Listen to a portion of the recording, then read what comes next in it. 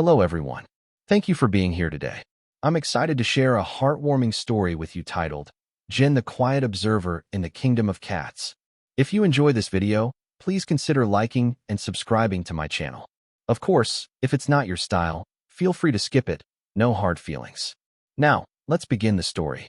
When Jin first entered her new home, a bright, cozy cat room filled with fluffy cushions, shiny toys, and the faint smell of freshly opened cat food, she immediately froze. Her big round eyes darted around like a tiny undercover detective, but her body refused to move an inch. If anyone had walked in, they would have thought someone had placed a realistic cat statue in the corner. Other cats in the room were already doing their thing. One was chasing a feather wand with Olympic-level energy. Another was rolling on its back as if auditioning for a belly rub commercial, and a third was nibbling away at a suspiciously large bowl of crunchy treats. Jin, however, sat silently, tail wrapped neatly around her body, ears swiveling like satellite dishes trying to pick up signals. Inside her head, Jin was narrating the situation like a cautious newcomer at a party. Okay, step 1, don't embarrass yourself. Step 2, avoid eye contact with the loud ones. Step 3, pretend to be invisible. She was the quiet kid at school who preferred observing chaos from a safe distance. For the moment, the corner was her throne, and she was the queen of doing absolutely nothing. But then came the real challenge, food. The delicious smell of tuna and chicken started filling the air. One of the humans walked in with tiny shiny bowls, each one brimming with treats so fragrant that even Jin's statue routine started to crack. Her nose twitched. Her whiskers quivered. Her tail gave a small betraying flick. The other cats wasted no time. They crowded around the bowls like kids rushing toward free samples at a supermarket. Jin tilted her head slightly, watching the chaos unfold. One kitten practically dived headfirst into the food.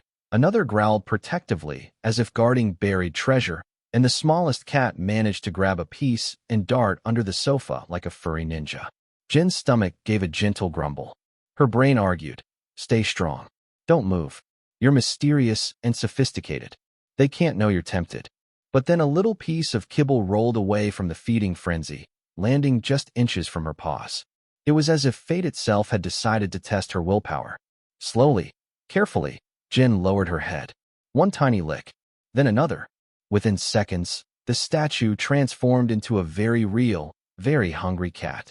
Her quietness melted into crunchy bites, and before long, she was inching closer to the bowls, blending into the group like she had been there all along. But food wasn't the only temptation. A colorful ball with a jingling bell rolled across the floor, stopping just short of Jin's paw. She tapped it once, just experimentally. The jingle rang out like a tiny applause. Suddenly, her eyes widened. She batted it again, harder this time, sending it rolling into the middle of the room. And just like that, Jin was playing.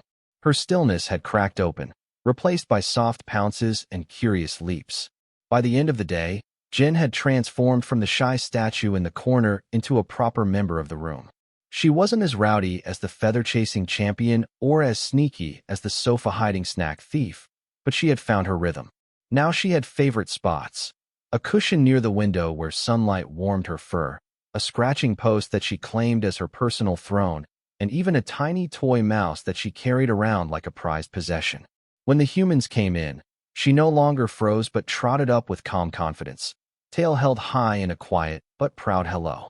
Of course, Jin's personality didn't change overnight. She still liked her moments of stillness, her quiet observations from the corner, and her habit of analyzing the room like a little furry philosopher. But now, instead of being the outsider, she was part of the family. She had realized that in this kingdom of cats, there was room for everyone. The bold, the silly, the sneaky, and yes, even the quiet observer who once pretended to be a statue. And perhaps the funniest part? Jin now had a new routine.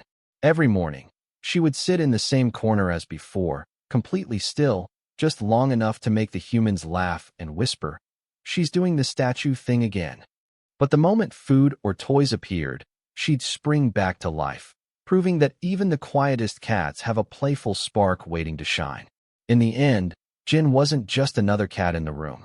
She was the balance, the gentle reminder that you don't have to be the loudest or the fastest to belong. Sometimes, All it takes is a curious heart, a full bowl of food, and a little ball with a jingle to turn a quiet cat into the happiest roommate of all. Jen's journey in the cat room mirrors the experience many of us face when stepping into new environments, whether it's a new job, a social circle, or even moving to a different city. At first, we might feel like statues in the corner, hesitant and unsure of where we fit in. Like Jen, our instinct is often to observe quietly, to measure the energy around us before we act. This is perfectly natural, but what truly helps us belong is when we allow ourselves to engage little by little.